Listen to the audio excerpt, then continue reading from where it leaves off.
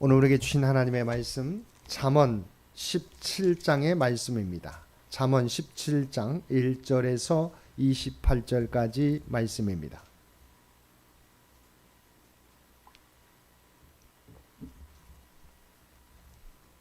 잠언 17장 1절에서 28절까지 우리 한 절씩 교독합니다.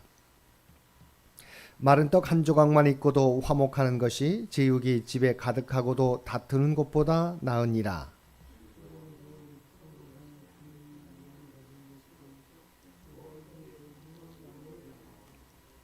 도가니는 은을, 풀무는 금을 연단하거니와 여호와는 마음을 연단하시느니라.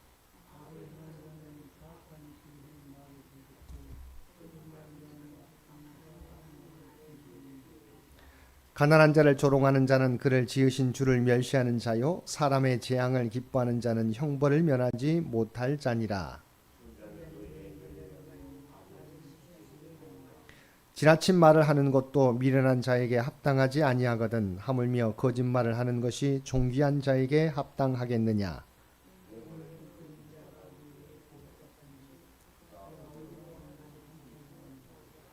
허물을 덮어주는 자는 사랑을 구하는 자요, 그것을 거듭 말하는 자는 친한 벗을 이간하는 자니라.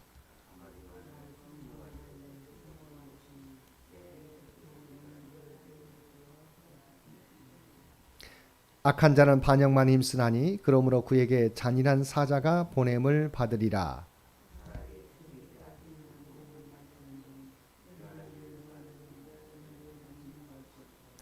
누구든지 악으로 손을 갚으면 악이 그 집을 떠나지 아니하리라.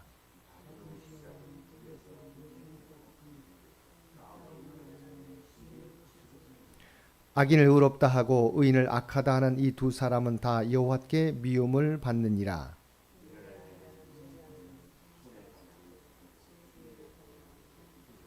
친구는 사랑이 끊어지지 아니하고 형제는 위급한 때를 위하여 낳느니라.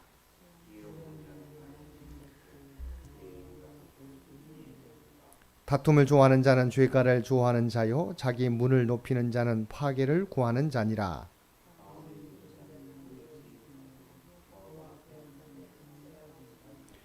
미련한 자를 낳는 자는 근심을 당하나니 미련한 자의 아비는 낙이 없느니라.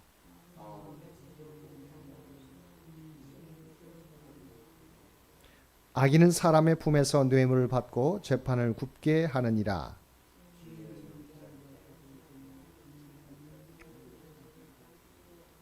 미련한 아들은 그 아비의 근심이 되고 그 어미의 고통이 되느니라.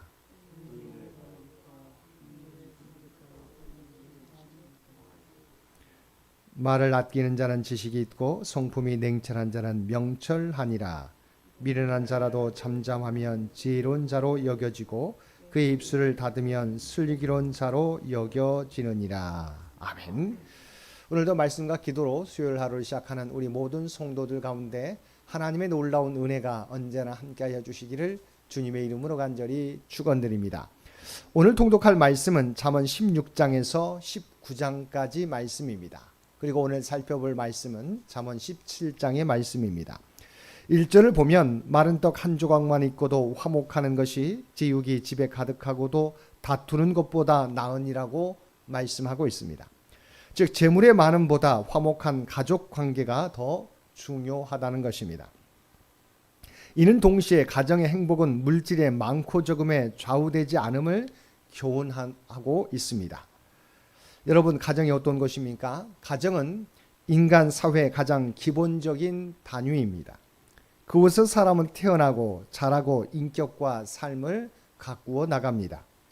즉 거기서 사람은 사회생활을 배우기도 하고 인간으로서의 도리에 대한 교육도 받습니다. 또 눈에 보이지 않지만 사람들이 살아감에 있어 너무나도 중요한 것들, 곧 신뢰와 사랑, 우애, 상대방에 대한 배려를 배우게 됩니다. 이처럼 가정은 사람의 삶에 있어서 너무나도 중요한 곳입니다. 무엇보다 이곳에서 사람들은 행복을 느끼며 삶의 의미를 찾게 됩니다. 그야말로 이것은 사랑과 행복을 만들어내는 공장이며 울타리와 같은 곳입니다. 따라서 이러한 가정이 화목하면 그 구성원들은 다 행복하게 됩니다. 하지만 가정이 화목하지 못하고 구성원들 간에 다툼이 되면 그 구성원들은 결코 행복할 수 없습니다. 3절을 보면 도가니는 은을, 풀무는 금을 연단하거니와 여호와는 마음을 연단하시느니라고 말씀하고 있습니다. 여기서 도가니나 풀무는 다 같이 은금과 같은 금속을 정련하는 도구로서 굳이 구분할 필요가 없습니다. 은이나 금의 원석은 많은 불순물을 함유하고 있습니다. 그래야 원석 그 자체로는 큰 가치도 없을 뿐만 아니라 은이나 금의 본래의 아름다움도 내지 못합니다. 은이나 금이 큰 가치를 지니고 본래의 아름다움을 내려면 도가니나 풀무에서 정련이 되어야 합니다. 은은 그 녹는 점이 약 960도 정도 됩니다. 그리고 금은 녹는 점이 약 1000도에 이르고 끓는 점은 약 3000도에 가까이 된다고 합니다. 그러므로 원석에서 순수한 금이나 은만을 추출하기 위해서는 고온의 풀무로 연단하는 과정을 거쳐야 합니다. 그와 마찬가지로 사람의 마음도 순수하게 되려면 강력한 시련의 풀무를 통한 연단이 필요합니다. 그러므로 성도 여러분, 고난을 기뻐할 수는 없겠지만 우리의 마음을 연단하기 위해 주어진 고난을 믿음으로 받아들이시기 바랍니다. 그리고 믿음의 인내로 이겨나가시기 바랍니다. 욥은 고난을 당한 후에 나의 가는 길을 오직 그가 아시나니 그가 나를 단련하신 후에는 내가 정금같이 나오리라고 고백하였습니다. 이것이 바로 우리가 고난 앞에서 취해야 될 자세입니다. 8절 말씀은 우리에게 주시는 역설적인 교훈의 말씀입니다. 뇌물은 그 임자가 보기에 보석 같은즉 그가 어디로 향하든지 형통하게 하느니라. 이 말씀은 뇌물이 가진 효과를 묘사한 것입니다. 그러나 이는 뇌물을 사용하여 자신의 앞길을 형통케 하라는 의미가 아닙니다. 오히려 이는 뇌물이 갖는 이러한 매력으로 인하여 뇌물에 의지하는 자가 많으니 이것이 그릇됨을 밝힘으로써 뇌물에 대해 바르게 처신할 것을 교훈하고 있는 것입니다. 그래서 출애굽기 23장 8절에서는 다음과 같이 뇌물에 대하여 경계하고 있습니다. 너는 뇌물을 받지 말라. 뇌물은 밝은 자의 눈을 어둡게 하고 의로운 자의 말을 굽게 하느니라. 그리고 본문 23절에서도 악인은 사람의 품에서 뇌물을 받고 재판을 굽게 하느니라고 말씀하고 있습니다. 14절을 보면 다투는 시작은 둑에서 물이 새는 것 같은즉 싸움이 일어나기 전에 시비를 그칠 것이니라고 말씀하고 있습니다. 사람은 다 생각이 다르고 취향이 다르고 성격이 다르기 때문에 살아가면서 다른 사람과 의견 충돌이 생기기도 하고 시비가 붙을 수도 있습니다. 다만 문제는 그러한 시비가 계속되어서는 안 된다는 것입니다. 시비는 그것이 싸움으로 발전하기 전에 그쳐야 합니다. 일단 싸움이 시작되면 그것은 그치기가 어려울 뿐만 아니라 그러한 싸움은 자신과 상대방을 모두 해롭게 하는 결과를 초래하게 되기 때문입니다. 때로 그것은 치명적인 상황으로까지 몰고 갈 수 있습니다.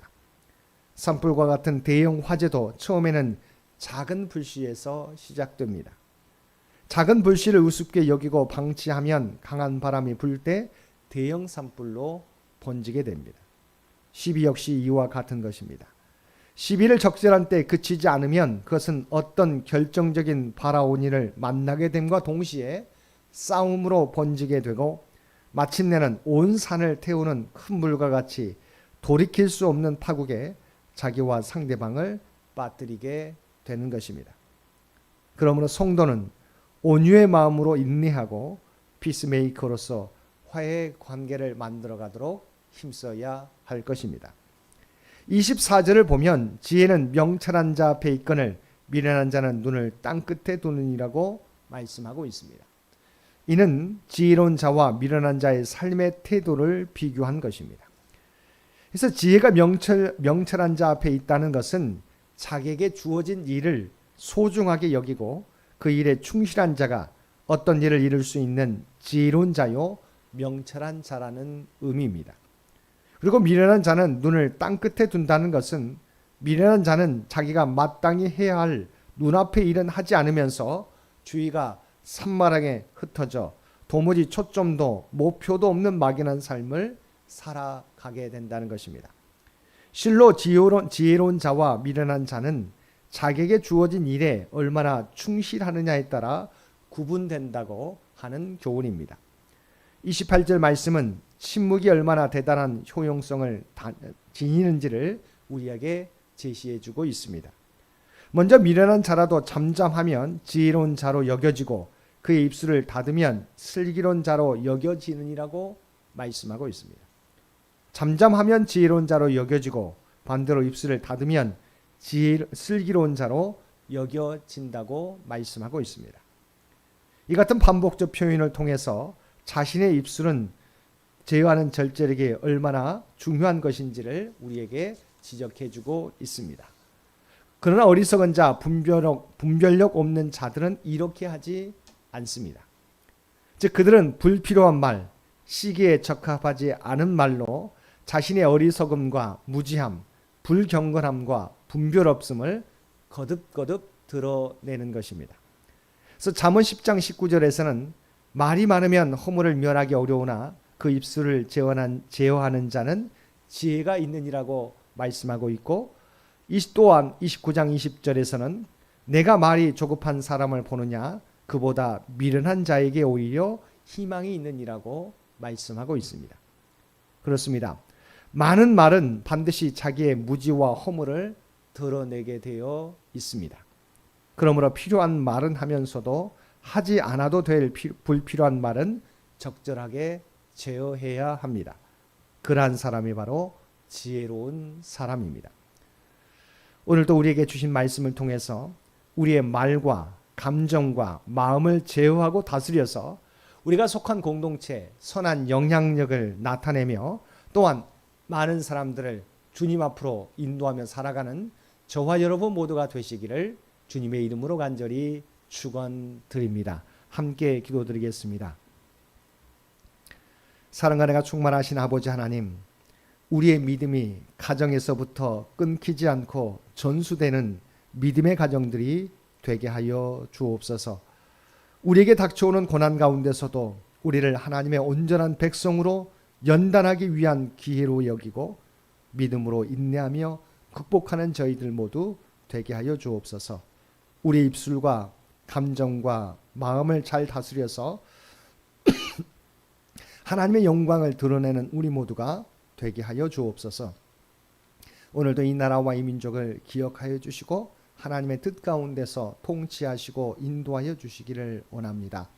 백주년을 준비하며 나아가는 창현재단을 기억하여 주시고 지금까지 이르게 된 이 은혜가 오직 하나님의 은혜인 것을 기억하고 하나님을 찬양하는 저희 모두가 되게 하여 주시옵소서. 오직 하나님의 영광만을 드러내게 도와주시고 또한 다음 선교 100년을 준비해 가는데 부족함이 없도록 우리 모두를 주의 도구로 사용하여 주옵소서. 한마음 한뜻으로 주의 사명을 감당해 나가는 우리 모두가 되게 하여 주옵소서. 육신의 연약함 가운데 있는 주의 백성들을 또한 기억하여 주시기 원합니다.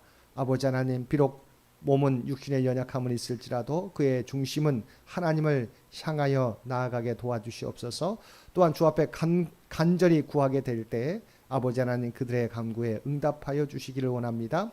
하나님의 능력의 오른손으로 안수하여 주셔서 놀라운 치유와 회복의 역사가 그들 모두에게 나타나게 하여 주옵소서. 사랑하는 자녀 손들을 기억하여 주시고 아버지 하나님 이들이 믿음 가운데 굳게 서가게 되기를 원합니다. 다음 세대의 미력의 주역들 모두 되게 하여 주옵소서. 또한 그들에게 주신 꿈과 비전을 준비하며 나아갑니다. 하나님의 지혜와 능력으로 그들을 이끌어 주시옵시고 하나님과 동행함으로 하나님의 뜻을 이루가는 하나님의 영광을 드러내는 모든 믿음의 자녀 손들 되게 하여 주옵소서. 오늘도 우리에게 복된 하루를 허락해 주신 것 진심으로 감사드립니다. 날마다 주님과 동행하는 저희 모두가 되게 하여 주옵소서. 또한 우리가 하나님의 구원받은 백성, 구별된 백성으로 삶을 살아가는데 부족함이 없게 하여 주옵소서. 오늘도 우리가 발을 딛고 살아가는 삶의 현장 가운데 그리스도의 아름다운 향기와 선한 영향력을 나타내며 살아가게 하여 주옵소서. 이 모든 간구 우리를 구원하여 주신 예수님의 이름으로 간절히 기도드리옵나이다. 아멘.